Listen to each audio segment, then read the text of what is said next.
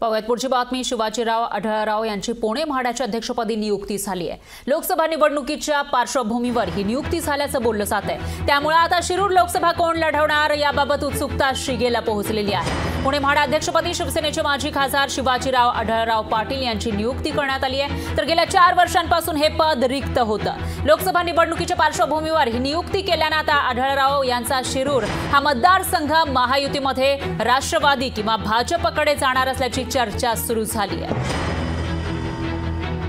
ही एक प्रक्रिया होती। म्हाडाच्या अध्यक्षपदी हे पद खाली होतं।